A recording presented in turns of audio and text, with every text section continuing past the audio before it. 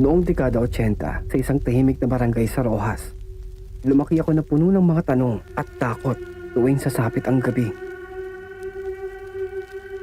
Ako nga pala si Nestor at ito ang aking kwento.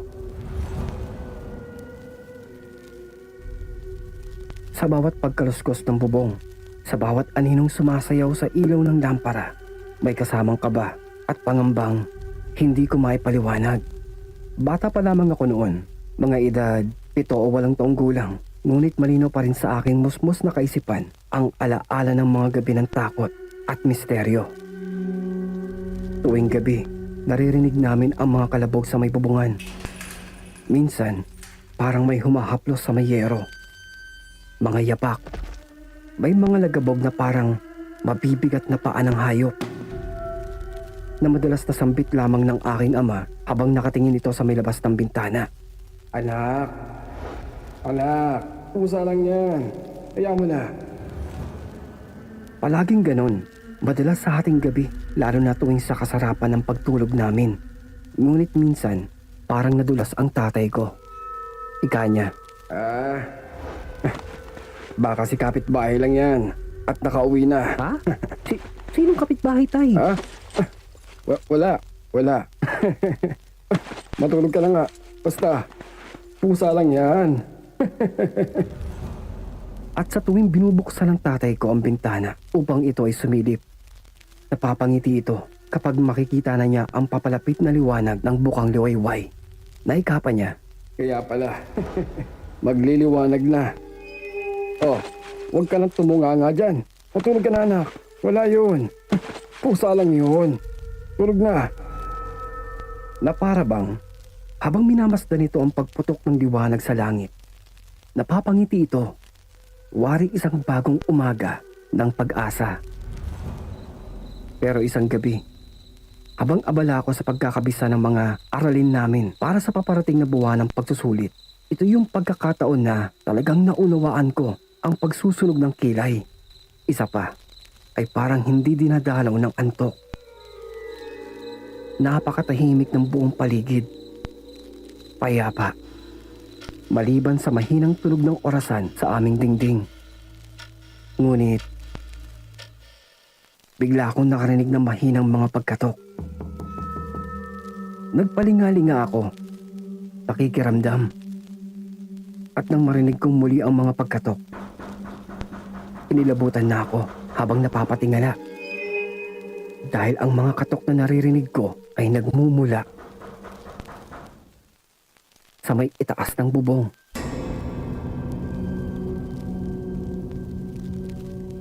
Napakunot ako ng noo, naika ko pa. Tama ba ang naririnig ko? May kumakatok doon sa may bubong.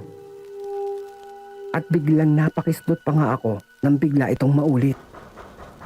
Na may kasunod pang pagsutsot. Isang mahabang sutsot na parang galing sa isang hayop na ewan. Natigilan ako, napapaisip na kung pusa lamang ito, kailan pa nga ba natutong kumatok ang isang pusa? Lalong-lalo na ang narinig kong pagsutsot kanina. Hindi ko na natiis ang paggapang ng kilabot sa buong katawan ko. Tumakbo na ako papunta sa may silid ng aking mga magulang. Sumiksik ako sa kanila at mahigpit akong yumakap sa kapabulong kong sinabing, Papa, may kumakatok doon sa may bubong. May kumakatok. Tapos, may sumisitsit. Papa, hindi yun pusa. Hindi. Ewan ko sa'yo. Matulog ka na. Maaga ka pa bukas. Nagsasabi mo dyan. Tulog na. Ika ako sa kanila habang nanginginig na sumisiksik palalo sa kanila. Pero tumahimik lang ang papa ko. Saka bumangon ito na parang wala lang. Hindi ito nagugulat. Ika pa nga niya. Naman wala yun. Baka si kapitbahay lang yan.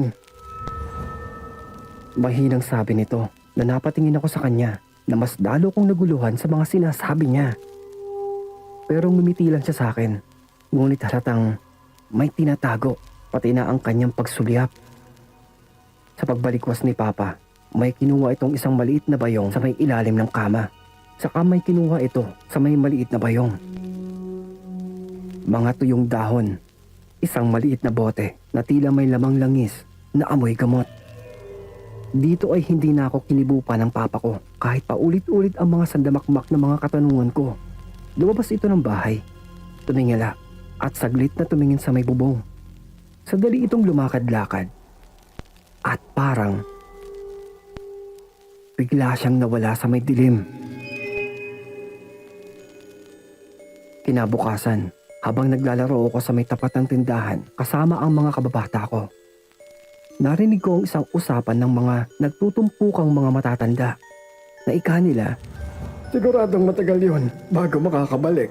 Halos paputol daw ang binti eh." Lintik ba naman ang sundang ni Mang Tonyo? Gawa pa yun sa pinaghalong bakal sa riles ng tren at purong tanso. Walang aswang na makakatagal doon. Kahit may mabigat pa siyang dalang kakaibang salamangka tiyak na mapupuruhan siya. Abay oo, mukhang magiging mahimbing na ang tulog ng lahat ngayong gabi. Salamat sa Diyos. Ay naku, amen. Amen ka dyan, tatang. Oo nga. Praise the Lord. Amen. Napaisip ako. Natulala. Tanong ko pa sa aking sarili. May natamaan? Sino? May aswang? Lumipas ang ilang araw. Napakasaya ko. Nasa may gilid kami ng bundok. Kasama ko noon si Papa. Inani na namin ang mga tanim nitong gulay. Namimitas kami ng mga dahon ng gabi para sa aming gagawing laing. Nang pauwi na kami galing sa kanyang taniman, may nakasalubong kaming isang matandang babae. Payat, parang nakukuba na.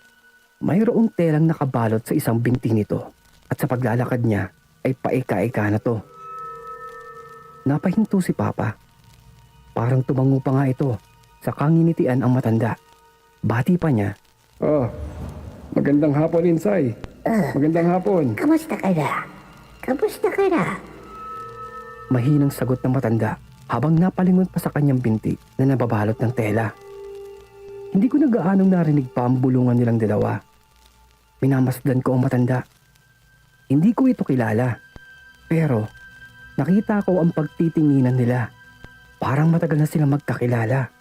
Parang matagal na silang magkakilala ni Papa. At nang magpaalam na kami, may napansin ako. Ang paika-ikang lakad ng matanda at nakikilala ko ang telang nakabalot sa may binti nito. Dahil iyon mismo ang telang kinuha ni Papa ilang gabi na ang nakakaraan. Lumipas ang ilang linggo. Isang gabing tahimik. Nang magising ako sa mahihinang tunog doon sa may aming bubong. Hindi na ito tunog ng simpleng kaluskos lamang. Parang may naglalakad. Parang may gumagapang. Dinig ko pa ang pagdaing ng kung anumang nasa may bubungan. Hirap na hirap. Naghahabol ito ng paghinga. Walang tigil ito sa kanyang pagdaing. Hindi muna ako gumalaw. Lalo narinig ko ang langit-ngit ng pinto sa kabilang kwarto. Narinig ko pa nga ang mahinang pag-ubo ni Papa.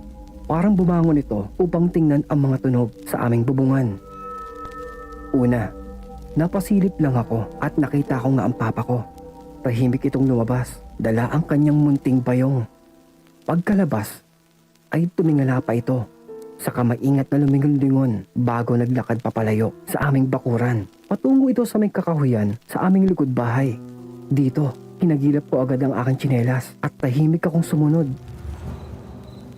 Sa ilalim ng mahina at mapusyaw na buwan, nakita ko ang Papa ko. May kausap. Nakatayo ito sa harap ng isang matanda. Si Manang Insay. Ang matanda ay parang mas malubha ngayon. Kapansin-pansin ang paglakad ng paika. Balot pa rin ang binti nito, pero duguan. Nag-uusap sila, ngunit mahina at pabulong. Hinawakan ni Papa ang balikat ni Manang Insay. Saka may inilabas muli itong maliit na tela. Parang may nakabalumbon na tuyong halaman kasama ang isang boteng langis. Iniabot niya ito sa may matandang babae. Tumango naman si Manang Insay. Hindi ko malinaw na marinig ang kanilang mga sinasabi. At bago ito lumakad papalayo, patungo doon sa loob ng kagubatan. Bigla itong tumigil. at matalim na napalingon ito sa direksyon ng pinagtataguan ko. Kinilabutan ako dahil parang nakita niya yata ako. Hindi ako nakakilos dahil sa labis na takot. Pero nag-iba ang itsura nito nang hawakan siya ni Papa sa kanyang balikat. Paglingon niya sa may papa ko, ang mukha niya biglang naging maamo at dahan-dahan yumuko ito para lumuhod. Yumukod ito na parang pahalik sa may lupa habang katabi ni Papa yung babaeng matanda. Parang humihingi ito ng tawad. Dito nagising ako sa may salita ng Papa ko na ika niya, Nestor, anak, mamaya na tayo mag-uusap. Pasok na doon. Sige na. hindi ko matandaan kung tumakbo ba ako o lumakad ng mga oras na yon. Ang masisigurado ko lamang ay parang sasabog na ang puso ko dahil sa hindi mawala ang umiilaw na mata sa may dilim ni Manang Insay na parang pusa. Pagkabalik sa bahay, malumanay akong kinausap ni Papa habang katabi si Mama. At doon, ibinunyag niya lahat sa akin. Ang lahat na ika nito. Anak, makinig kang mabuti. Ang matandang nakita mo na si Manang Insay, hindi siya basta tao. Siya ay isa sa mga napapabalitaan ditong aswang. Noon pa man, isa na siyang nilalang ng dilim. Pero may pagkakaiba. Isa siya sa mga ayaw ng karahasan. Ngunit minsan natutukso rin siya. At kamuntikan na niyang ikapahamak ang pag-aaligid niya doon sa may kabilang baryo. Noong nakaraan, ako pa ang humarang sa mga taong humahabol sa kanya.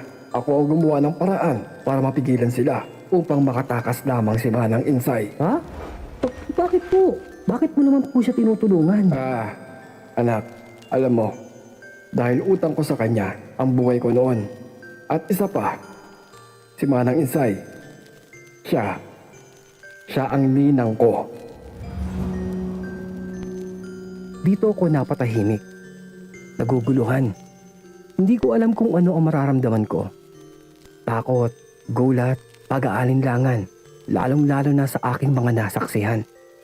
Ngunit itong gabing ito, ipinapangako na niya na aalis na siya. Ngayong gabi, hindi na siya muli pang babalik. Hanggang dito na lang para sa ikabubuti ng lahat. Lalong-lalo na para sa kanya. Madaming katanungan ang umikot sa may isipan ko nung mga oras na yon.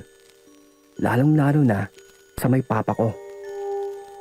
At sa gabing iyon, nasa mga sumunod pa. Sa wakas, tunay ngang naging tahimik na ang aming bubong. Wala na ang kaluskos. Walang katok. Wala nang pagsutsot. Wala na ang pusa. Tanging ang malamig na hangin at ang alingas-ngas na mga dahon at kuliglig tuwing gabi. Tanging iyon na lamang ang maririnig doon sa may labas at sa bubong ng aming nayon. At ngayon, ako po si Nestor, hindi na bata, may sarili ng pamilya. Ngunit sa tuwing naririnig ko ang mga tunog sa aming bubungan, kahit dito sa may Maynila na kami nakatira, napapaisip pa rin ako at napapabulalas ng pusa lang yan. Pusa. Yan ang paulit-ulit kong bulong sa aking sarili. Ngunit sa kaibuturan ng aking mayamang alaala, alam kong minsan may mga gabi na hindi lamang pusa ang gumagala sa ating bawat bubungan. Madalas, isang umaaligid na aswang.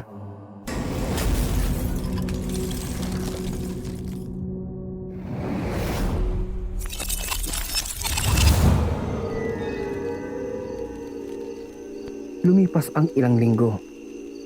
Isang gabing tahimik.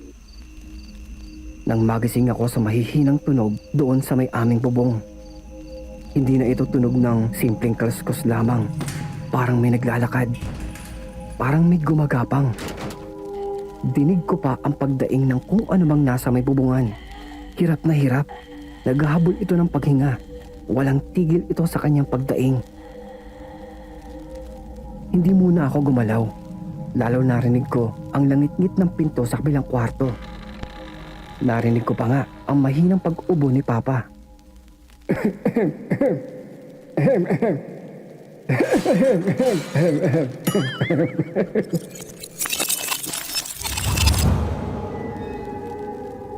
Yumukod ito na parang pahalik sa may lupa habang katabi ni Papa yung babaeng matanda. Parang humihingi ito ng tawad. Dito nagising ako sa may salita ng Papa ko na ika niya, Nestor, anak, pumasok ka na sa bahay. Mamaya na tayo mag-usap. Pasok na doon. Sige na, But Dad, patungan kita. Pumasok ka na. Pinagsasabi mo.